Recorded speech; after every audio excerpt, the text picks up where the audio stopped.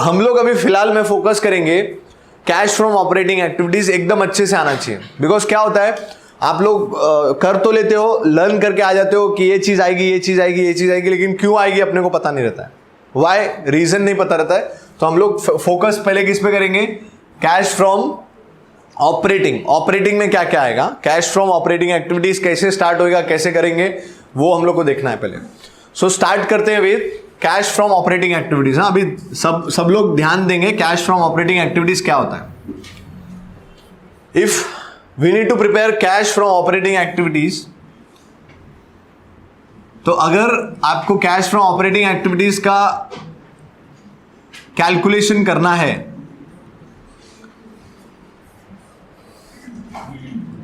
First is cash from operating activities, या cash flow from operating activities भी बोल सकते हो, कैश फ्रॉम ऑपरेटिंग एक्टिविटीज भी बोल सकते हो, नो इश्यूज। अभी कैश फ्रॉम ऑपरेटिंग एक्टिविटीज अगर आपको कैलकुलेट करना है तो आपको क्या करना पड़ेगा, सबसे इंपॉर्टेंट इसमें क्या क्या चीजें आएंगी और क्या क्या चीजें नहीं आएंगी और कहां से आएंगी, वो सब जानना बहुत जरूरी है। ठीक है, सबसे पहले you have to understand what is meaning of operating activities. Operating activities मतलब रेगुलर बिजनेस एक्टिविटीज।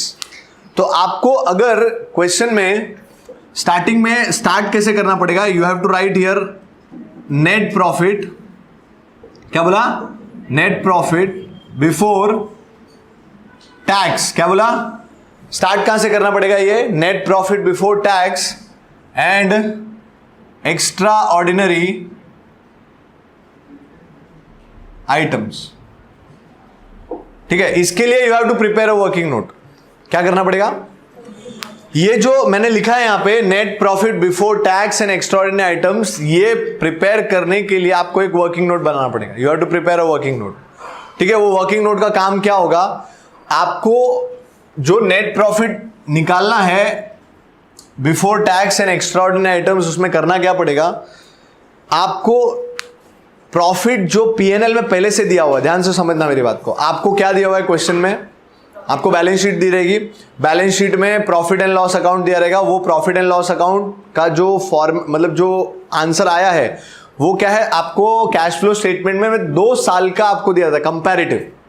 आपको जो बैलेंस शीट कैश फ्लो में मिलेगा वो हमेशा कौन सा मिलेगा, कंपैरेटिव। क्या मिलेगा, कंपैरेटिव। कंपैरेटिव का मतलब क्या होता है, 2 साल का, 2014 2015, 2 साल का आपको डिटेल्स मिलेगा।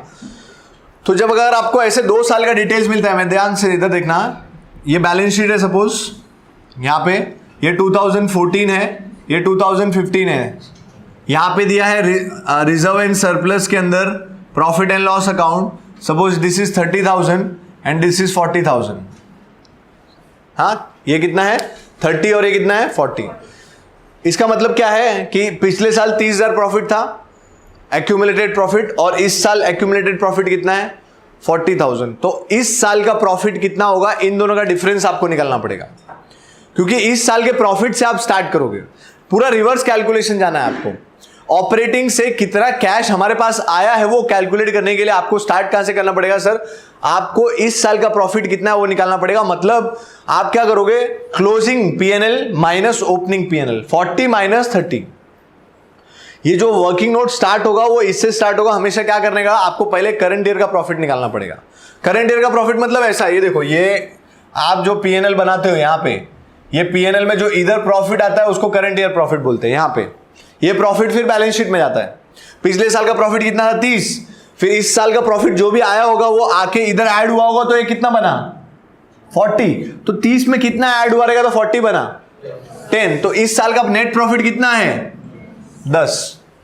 सो क्लोजिंग माइनस ओपनिंग करने का जो उद्देश्य है, जो मोटो है, वो क्या है, इस साल का प्रॉफिट कितना है, करंट ईयर का प्रॉफिट कितना है, 2015 का प्रॉफिट कितना है, ये कैलकुलेट करना। तो हमारा 2014 का प्रॉफिट आ गया 10,000, ये यहां पे है। ध्यान से सुनो मेरी बात को, क्या हो रहा है अभी, यहां 10,000 is your current year profit, right. But this is a profit which includes effect of all things. जैसे कि मैंने पहले बताया था आपको, सारी चीजें इसमें आ गई हैं। नॉन कैश एक्सपेंस भी आ गया है, नॉन ऑपरेटिंग एक्सपेंस भी आ गया है, नॉन ऑपरेटिंग इनकम भी आया है, क्योंकि आपने ये जो निकाला है यहां पे जितने भी खर्चे थे वो कौन से थे? सब थे। अरे तुम समझो मेरी बात को, क्या मैं बोल रहा हूं? यहां पे जितने भी खर्चे थे वो कौन से थे? सब खर्चे। सब खर्चे मतलब डेप्रिसिएशन भी था, अमोर्टाइजेशन भी था, लॉस बाय फायर था, लॉस बाय थेफ्ट था, मतलब सब कुछ, एवरीथिंग वाज डेबिटेड एंड बाद में ये प्रॉफिट निकाला और वो प्रॉफिट इधर लेके आए हम। लेकिन हमको क्या निकालना है? Cash from operating only. एक तो कैश होना चाहिए और वो ऑपरेटिंग होना चाहिए। इसमें क्या है? नॉन कैश भी था। ये जो 10,000 आपका आंसर आया है उसमें क्या था? नॉन कैश भी था, नॉन ऑपरेटिंग भी था, सब कुछ था। तो आपको क्या करना पड़ेगा? ये 10,000 लेना पड़ेगा और इसमें ये सब का इफेक्ट नलिफाई करना पड़ेगा। जैसे कि फॉर एग्जांपल, ध्यान से सुनो मेरी बात को, ये 10,000 आपका प्रॉफिट कैसे आया होगा? सर यहां पे ना आपने लिखा होगा डेप्रीसिएशन। क्या लिखा होगा? सपोज आई से 2,000 आपने डेप्रीसिएशन लिखा होगा। क्या डेप्रीसिएशन कैश एक्सपेंस है? क्या ये अभी एक मिनट, 10,000 ये जो प्रॉफिट है वो कैश प्रॉफिट है? 10,000 मेरा जो आंसर आया वो मेरा कैश प्रॉफिट है क्या? Do you understand meaning of cash profit and normal profit? This is normal profit. Normal profit मतलब ये प्रॉफिट आया है सारी इनकम्स को लेके और सारे खर्चे माइनस करके, सारे इनकम सारे खर्चे। तुम देखो, आप समझोगे ना चैप्टर को तो बहुत इजी लगेगा, क्योंकि बाद में पता चलेगा हाँ ये चीजें रिलेट हो रही हैं। लेकिन आप डायरेक्ट खाली बोलोगे सर फॉर्मेट करा के सम कराओ, तो नहीं आने वाला तुमको। मैं क्या बोल रहा हूं मेरी बात को समझो। ये 10,000 जो प्रॉफिट है वो कौन सा प्रॉफिट है? It is normal profit which is arrived after taking consideration all the things. ये आंसर कैसे आया आपका 10,000? इसमें आपने सब सारे एक्सपेंस डाले हुए हैं और सारे इनकम लिखे हुए हैं, लेकिन हमको जो चाहिए प्रॉफिट वो कौन सा प्रॉफिट चाहिए? कैश प्रॉफिट चाहिए। अब ये जो कैश फ्रॉम ऑपरेटिंग एक्टिविटीज आप बोल रहे हो ना, that is nothing, it is cash profits. क्या चाहिए? लेकिन कैश प्रॉफिट वो भी सिर्फ ऑपरेटिंग एक्टिविटी वाला। कौन सा? कैश प्रॉफिट वो भी कौन सा? ऑपरेटिंग एक्टिविटी वाला चाहिए हमको। नॉन ऑपरेटिंग भी हटाना है हमको। तो हमको क्या करना पड़ेगा? देखो ये जो 10,000 है इसमें नॉन कैश एक्सपेंस भी इंक्लूडेड है, मतलब आपने जो प्रॉफिट लाया वो डेप्रीसिएशन माइनस करने के बाद loss by fire. Loss by fire भी मैं लिखता हूं, तो लॉस बाय फायर का मतलब क्या होता है? ये एक्सपेंस है लेकिन ये नॉन ऑपरेटिंग एक्सपेंस है। क्या है? नॉन ऑपरेटिंग एक्सपेंस मतलब ये बिजनेस से रिलेटेड एक्सपेंस नहीं। कभी कभी होता है, मैं बोलूंगा सैलरी तो आप बोलोगे सर वो ऑपरेटिंग एक्सपेंस है। इट इज फाइन अगर वो माइनस किया है तो, लेकिन आपको अगर जब कैश ऑपरेटिंग प्रॉफिट पे जाना है तो आपको ये सब का इफेक्ट हटाना पड़ेगा। इसका मतलब यहां पे अगर मैं 3,000 लिख रहा हूं तो आपको ना ये सब बाहर निकालना पड़ेगा। क्या करना पड़ेगा? डेप्रीसिएशन बाहर निकालोगे तो क्या होगा? ये प्रॉफिट कैश प्रॉफिट हो जाएगा। अरे तुमको समझ रहा है मैं क्या बोल रहा हूं? क्या ऊपर से जा रहा है? देखो मेरे दिमाग में जो चल रहा है ना वो आपके दिमाग तक पहुंचा तो समझेगा। तुमको समझ में आ रहा है मैं क्या बोल रहा हूं? 10,000 जो प्रॉफिट है वो कैसा प्रॉफिट है? Normal profit. But we need to arrive at cash profit. Cash profit पे पहुंचने के लिए आपको सिर्फ कैश एक्सपेंस माइनस करनी थी। कौन सी एक्सपेंस? खाली जो आपके हाथ से कैश गया है वो माइनस करना था, और जो आपके ऑपरेटिंग एक्सपेंस था वही माइनस करना था। लेकिन आपने क्या किया है? आपने क्या माइनस कर दिया? डेप्रीसिएशन जो कि नॉन कैश है, आपके पास से कैश गया ही नहीं बाहर, और loss by fire non operating expense है, वो भी ऑपरेटिंग एक्सपेंस नहीं थी फिर भी आपने माइनस किया। तो इसका इफेक्ट हटाने के लिए आपको क्या करना पड़ेगा? ये दोनों को बाहर निकालना पड़ेगा। You have to remove it out. जब आप इसको बाहर निकालोगे तो 5,000 से एक्सपेंस कम हो जाएगा। अरे तुम समझो मेरी बात को, क्या बोल रहा हूं मैं आपको? ये 2,000 बाहर निकाला या 3,000 बाहर निकाला तो आपका कितने से एक्सपेंस कम हो गया? अगर 5,000 से एक्सपेंस कम हो गया तो कहना से 5,000 से प्रॉफिट बढ़ जाएगा। तुमको पता चल रहा है क्या बोल रहा हूं मैं? 5,000 से जब प्रॉफिट बढ़ेगा तो आपको ऐड करना पड़ेगा। मतलब अगर आपको कैश प्रॉफिट्स पे जाना है तो basically what you have to do, आपका जो ये नेट प्रॉफिट आया है, जो difference of opening and closing है, जो मैं वर्किंग नोट की बात कर रहा था, सपोज मैं बोलता हूं ये वर्किंग नोट 1 है। वर्किंग नोट 1 क्या है? Net profit before tax and extraordinary items. So net profit before tax and extraordinary items. So सबसे पहले आपको क्या करना पड़ेगा? यहां पे लिखना पड़ेगा डिफरेंस इन P&L। कितना क्या लिखना पड़ेगा? Difference in PNL, difference in PNL मतलब ये दोनों, क्या मैंने क्या बोला था, closing minus opening, closing minus opening करना पड़ेगा। तो मेरे को कितना है आंसर 10,000, ये 10,000। उसके बाद मुझे क्या करना पड़ेगा, उसके बाद ये सब एडजस्टमेंट करना पड़ेगा। कौन सा, ये जितने भी नॉन ऑपरेटिंग एक्सपेंस है वो बाहर निकालने पड़ेंगे, नॉन कैश एक्सपेंस से बाहर निकालूंगा। जैसे ही मैं बाहर निकालूंगा तो क्या होगा, प्रॉफिट बढ़ेगा, और प्रॉफिट बढ़ने के लिए आपको क्या करना पड़ेगा, ऐड करना पड़ेगा। अगर ये सारे खर्चे बाहर निकालने हैं तो आपको क्या करना पड़ेगा, ऐड करना पड़ेगा। ये सब चीजें ऐड होंगी। समझ में आ रहा है मैं क्या बोल रहा हूं? नाउ जैसे मैं एक और चीज लिखता हूं यहां पे, प्रोविजन फॉर टैक्स। क्या, provision for tax. What is meaning of provision for tax? Can anyone tell me? Provision for tax का मतलब क्या होता है? क्या provision of tax PNL debit में आता है? आता है। टैक्स भरते हो मतलब भरना है तो वो आएगा ही आएगा। सो प्रोविजन फॉर टैक्स भी लिखा है यहां पे।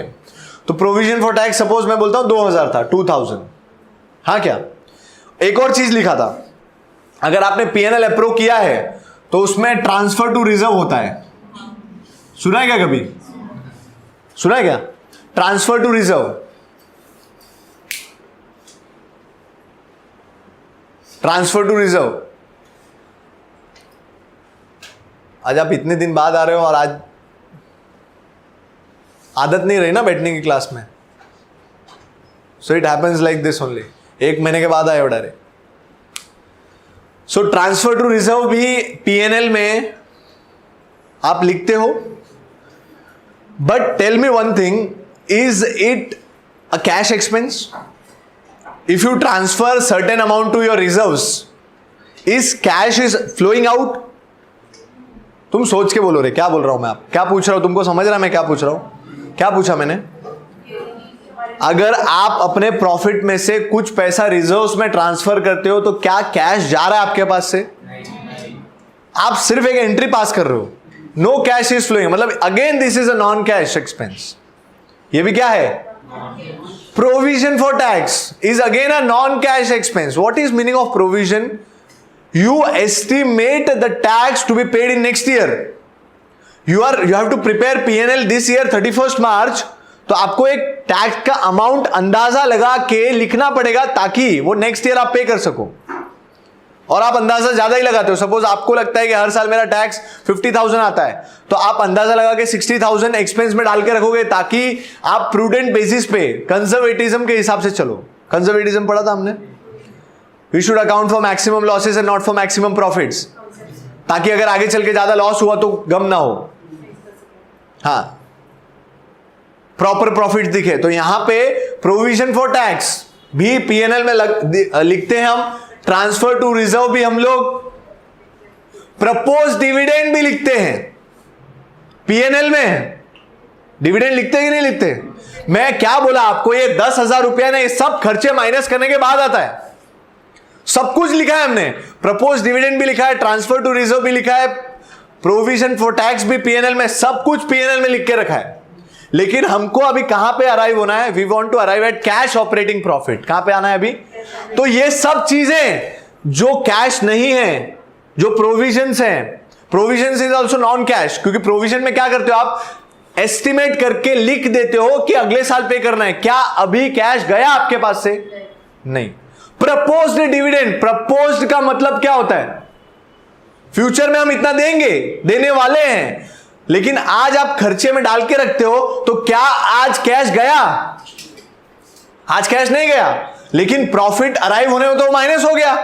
लेकिन हमको क्या चाहिए? Cash operating profit. तो ये सारी चीजें क्या करनी पड़ेगी? हमको बाहर निकालनी पड़ेगी, ऐड नहीं करनी पड़ेगी। जैसे ही आप बाहर निकालोगे, your profit will jump up. And jump कैसे हो रहा है? वो आप ऐड करोगे तो ही जंप होगा। नहीं समझा? मेरे को ये आंसर नहीं चाहिए कि ऐड करना पड़ेगा। क्यों ऐड करना है वो सुनो। तुम फॉर्मेट देख लोगे ना तो भी ऐड करवा दोगे। ये फॉर्मेट है, difference between opening and closing, this things are to be added, this things are subtracted. मैं पूछूंगा क्यों, तो you don't have the answer. तो अगर ऐसी चीजें होंगी तो हमको क्या करना पड़ेगा? वो एक्सपेंसेस को जब आप बाहर निकालोगे तो your expense will go down and your profit will, and if your profit is increasing you have to obviously add here. इसलिए आपको यहां पे ऐड करना पड़ेगा। तो what things we add while doing this working note? आप add करते हो प्रोविजन फॉर टैक्स,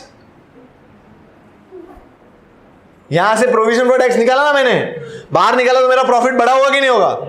अगर बढ़ा होगा तो मेरे को क्या करना पड़ेगा यहां पे? So provision for tax. फिर और क्या क्या ऐड करना रहेगा? Transfer to reserves, transfer to reserves, propose dividend,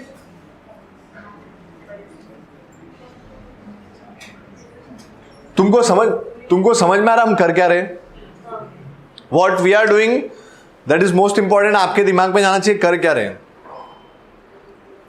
कोई बोलता है सर वो रट्टा वाला ही अच्छा था, यो मजा आ रहा था, आई ये ऐड करने का, ये लेस करने का। क्यों करने का हमको जानने में कोई मजा नहीं है, कोई इंटरेस्ट नहीं है। सर आंसर आना चाहिए, सम आना चाहिए, 6 मार्क्स मिलने चाहिए, यो बाकी कुछ नहीं चाहिए। बाकी हमको कोई चीज में इंटरेस्ट चीज नहीं है, लेकिन मेरे को क्यों समझाने में ज्यादा इंटरेस्ट रहता है। Reason why we are adding, why we are subtracting, अगर आपको पता चलता है so it is well and good.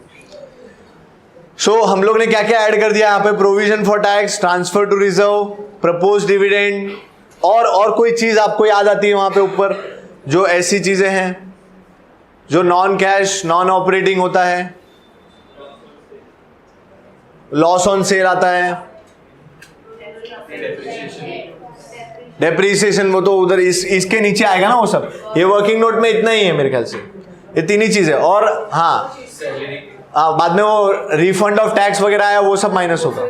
हाँ अभी फिलहाल में जो मेन चीज आती है एग्जामिनेशन में, ये 3 ही चीजें, बराबर है। और ये क्यों ऐड करने का मैंने आपको समझाया, why we should add it, that is most important. Expenses, ये सब नॉन कैश एक्सपेंस है। Provision, transfer to reserve and propose dividend, ये सिर्फ आप अमाउंट लिख के रखते हो, इसमें से कुछ भी कैश खर्चा होता नहीं है। तो इसके लिए हमको ये सब बाहर निकाल के यहाँ पे ऐड करना पड़ेगा, और ये वर्किंग नोट पूरा होता है तो यहाँ पे आके लिखना पड़ेगा। इसके अलावा जितनी भी नॉन कैश नॉन ऑपरेटिंग चीजें हैं वो सब यहाँ पे ऐड हो जाएंगी। क्या बोल रहा हूं मैं आपको, कहां ऐड होंगी? इस द नीचे। तो वर्किंग नोट 1 आपका कंप्लीट इससे होएगा। मतलब आपको मेनली 3 ही चीजें याद रखनी है। कौन सी इधर ऐड होंगी बोलो मेरे को? Provision for tax, transfer to reserves और प्रपोज डिविडेंड। प्रपोज डिविडेंड, ये 3 चीजें आएंगी यहां पे। So this is working note 1। उसके बाद वापस यहां पे भी कुछ चीजें ऐड होने वाली है और कुछ चीजें माइनस होने वाली है। अगेन ना, इधर के बाद में इधर अभी बाकी चीजें आएंगी। मैं बोल सकता हूं यहां पे आएंगी अब नॉन ऑपरेटिंग एक्सपेंस। क्या बोला? नॉन ऑपरेटिंग एक्सपेंस और नॉन कैश एक्सपेंस। कौन सा? और you can also call non operating items और नॉन कैश आइटम्स, वो भी आप बोल सकते हो। तो यहां पे ये सारी चीजें ऐड होंगी। अभी क्या नॉन ऑपरेटिंग एक्सपेंस में आपको क्या याद आता है? Loss by fire, depreciation non cash है, तो वो चीजें हम लिख सकते हैं। और ये मैं इसलिए बता रहा हूं बिकॉज और भी चीजें नॉन कैश नॉन ऑपरेटिंग हो सकती है, क्वेश्चन डिफर करेगा। अगर आप सारी चीजें मतलब याद करके रखोगे, कभी कुछ भूल गए, लेकिन नॉन ऑपरेटिंग नॉन कैश याद रहेगा तो आप उसमें वो लिस्ट बड़ी हो जाती है, आपके दिमाग में ब्रॉड सेंस आ जाता है। तो यहां पे अपन लिखेंगे डेप्रीसिएशन एंड अमोर्टाइजेशन, दोनों लिख देता हूं मैं, डेप्रीसिएशन एंड अमोर्टाइजेशन। फिर लॉस बाय फायर, थेफ्ट, और कोई नॉन ऑपरेटिंग एक्सपेंस आपको याद आ रही है? Non operating expense which is not regular basis, loss on sale of asset, is it a regular expense? Is it a regular expense? So I will say loss on sale of what? Asset और कुछ? आपको broad headings याद रखनी है। Non operating and non cash, उसमें जो भी चीजें आएंगी सब कुछ। अब जब हम क्वेश्चन देखेंगे तो हमको खुद मालूम पड़ेगा इसमें नॉन कैश और नॉन ऑपरेटिंग कौन सा है। So entire list you don't need to prepare, के पूरा याद करना पड़ेगा हमको। अब इसमें माइनस क्या करना पड़ेगा? माइनस ये करना पड़ेगा, यहां पे जितनी भी नॉन ऑपरेटिंग इनकम है वो सब, यहां पे नॉन ऑपरेटिंग इनकम भी होगी, ये जो प्रॉफिट अराइव हुआ है वो नॉन ऑपरेटिंग इनकम ऐड करके अराइव हुआ होगा, तो वापस आपको क्या करना पड़ेगा पता है, ये नॉन ऑपरेटिंग इनकम बाहर निकालनी पड़ेगी। As soon as you remove this non operating income, क्या होगा, ये टोटल कम हो जाएगा, ये टोटल कम होगा तो ये प्रॉफिट भी कम हो जाएगा। तुमको समझ में आ रहा है क्या बोल रहा हूं मैं आपको? जैसे ही आप यहां से सपोज मैं बोलता हूं यहां पे मैंने 30,000 लिखा था या 3,000 लिखा था, ये 3,000 से प्रॉफिट बढ़ गया होगा, लेकिन जैसे आप इसको बाहर निकालोगे आपकी इनकम 3,000 से कम होगी तो प्रॉफिट भी 3,000 से कम हो जाएगा, 3,000 से रिड्यूस हो जाएगा, मतलब आपको माइनस करना पड़ेगा। तो नॉन ऑपरेटिंग इनकम में क्या क्या आता है, dividend income. Dividend income is not your operating income. If you are a trading concern and only operating income is sales, आपकी खाली ऑपरेटिंग इनकम, बिजनेस की इनकम खाली सेल्स है। If you are receiving any interest, it is non-operating income. If you are receiving any dividend, it is non-operating income. Profit on sale of asset, non-operating income. ये सब non-operating income है। सब कुछ जो भी credit में income आती है सारी की सारी non-operating होगी, other than sales. Other than हाँ, अगर आपका बिजनेस इंटरेस्ट पे पैसा लेना देना है, if you are a bank, then interest is your operating income. Rent from property, if your business is giving on rent, मतलब आपने प्रॉपर्टी बहुत सारी बनाई है और आप बिजनेस कर रहे हो कि रेंट पे देना है और रेंट से इनकम आ रही है, तो वो ऑपरेटिंग इनकम है। लेकिन अगर आपका बिजनेस है sale and purchase of some goods, तो उसमें अगर इंटरेस्ट इनकम आ रही है, डिविडेंड इनकम आ रही है और रेंटल इनकम आ रही है, profit on sale of asset आ रहा है, ये सब नॉन ऑपरेटिंग है, because it is not your regular income. तुमको समझ में आ रहा है मैं क्या बोल रहा हूं? रेगुलर इनकम नहीं है। तो यहां पे आप क्या क्या ले लोगे, नॉन ऑपरेटिंग इनकम है। नॉन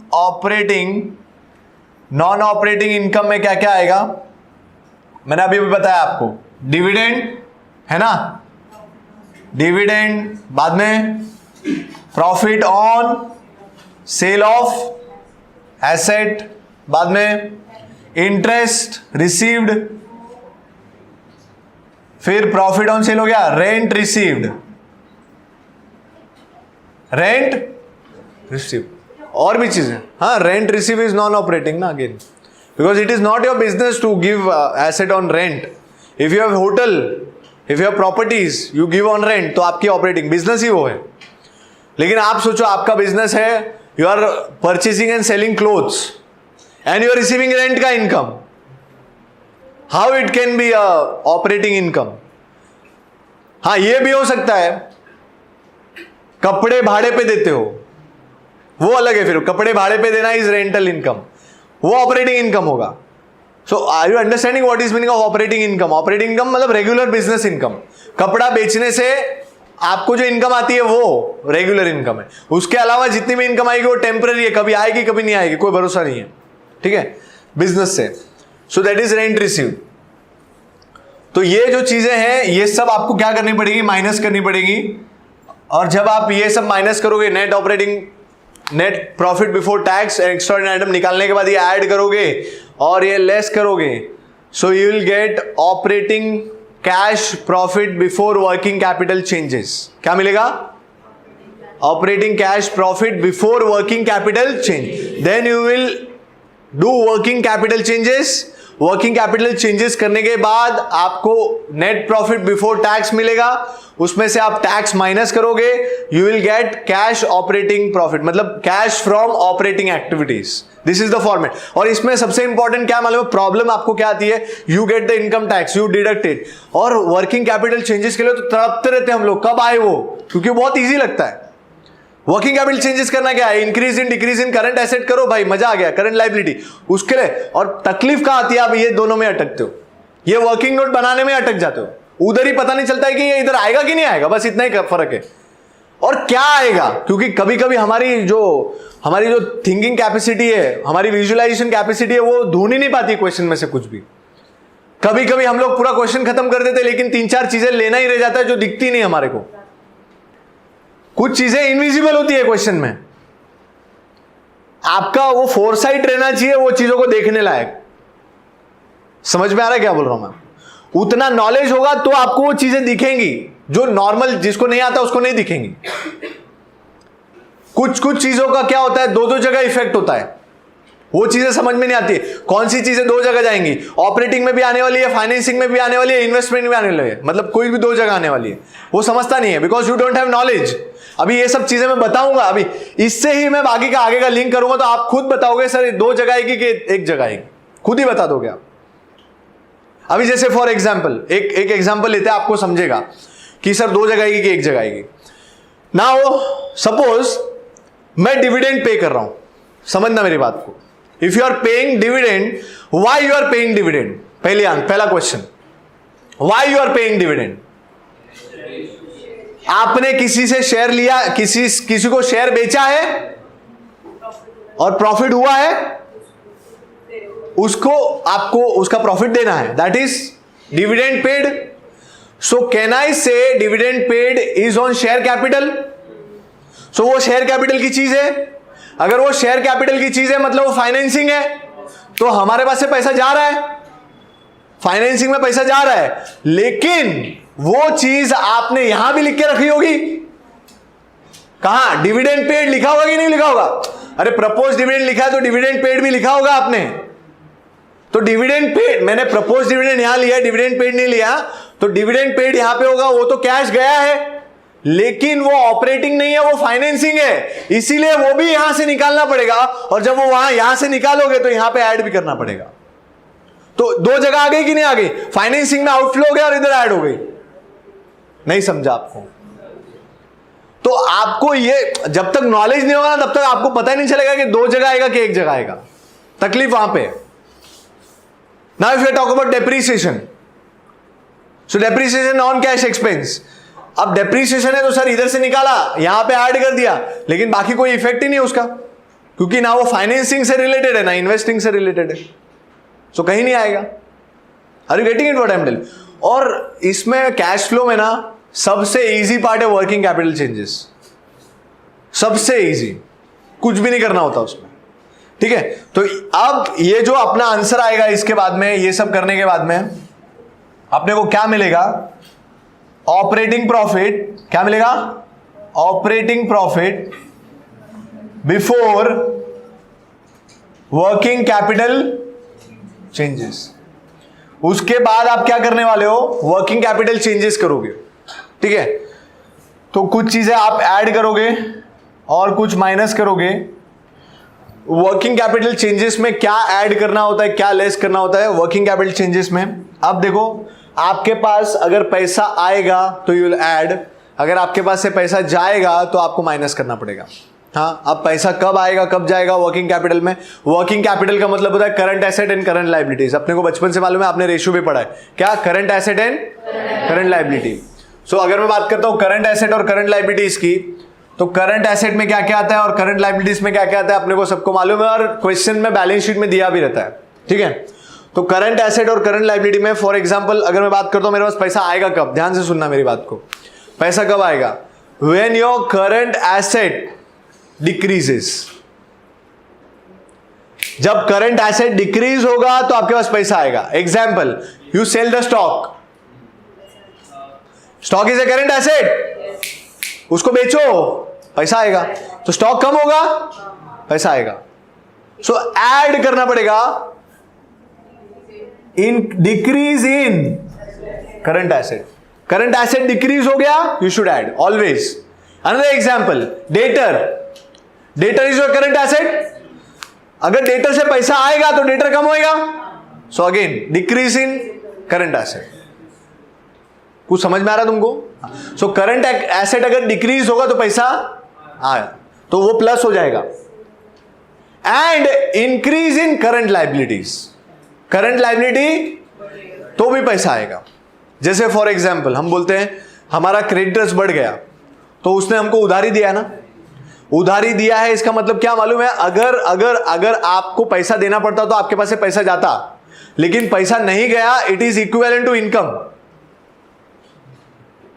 अगर आपका खर्चा बच गया तो वो इनकम के बराबर ही है ना। अभी सपोज आप एक बंदे से खरीदने को गए 20,000 का, वो 20,000 बोलता है मेरे को कैश ही चाहिए, बिना कैश के मैं मानूंगा ही नहीं, तो आपके हाथ से 20,000 जाता।